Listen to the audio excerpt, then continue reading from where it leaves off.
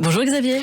Bonjour Laurie, bonjour Benjamin, bonjour à tous. Bonjour Xavier, un petit combo ce matin puisqu'on passe de la Haute-Garonne au Gers en passant par les Pyrénées-Atlantiques ensuite et on commence par Revel. Oui, on va faire, là on fait beaucoup de kilomètres. Revel, Bastide Royale, avec sa superbe halle du XIVe siècle et la place avec ses arcades autour de cette halle. Capitale du meuble d'art et notamment de la marqueterie. Donc il y a un musée qu'il faut aller voir, musée du bois et de la marqueterie. Allez aussi au lac de Saint-Ferréol qui alimente le canal du Midi et jusqu'à fin octobre, exposition en lien avec la Coupe du Monde de rugby, chère à Sud Radio. Bah oui, on va la vivre d'ailleurs sur Sud Radio, bien sûr. Un marché des producteurs en nocturne, en saison. Et il faut savoir aussi, petit rappel, c'était la production du Piperman Jet au 19e siècle. Voilà. On poursuit avec Lectour. Oui, on va aller maintenant on va vers le Gers. Lectour quand même, à ne pas manquer.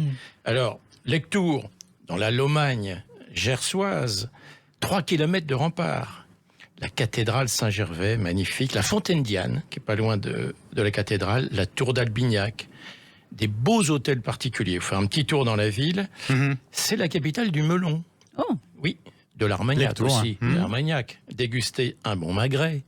Il y a un village des brocanteurs, un centre thermal et le festival été photographique et les nuits musicales. Donc Lectour dans le Gers, superbe détour de France. On va où ensuite on va revenir en Haute-Garonne. Mais là, au sud de Toulouse, parce que Revel, c'était tout à fait à l'est, au sud de Toulouse, à Rieux-Volvestre. Rieux-Volvestre, petite ville, limite village, ancienne cité épiscopale.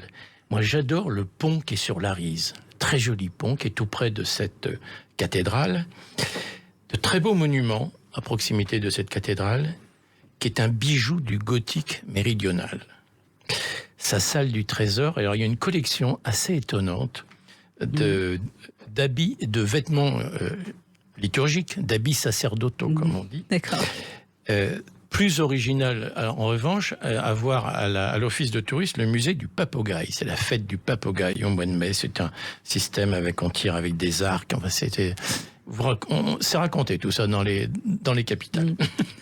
Il y a un village gaulois. Il faut y aller en famille. C'est très bien reconstitué. Ouais, sympa. Les théâtrales, les 5 et 6 août.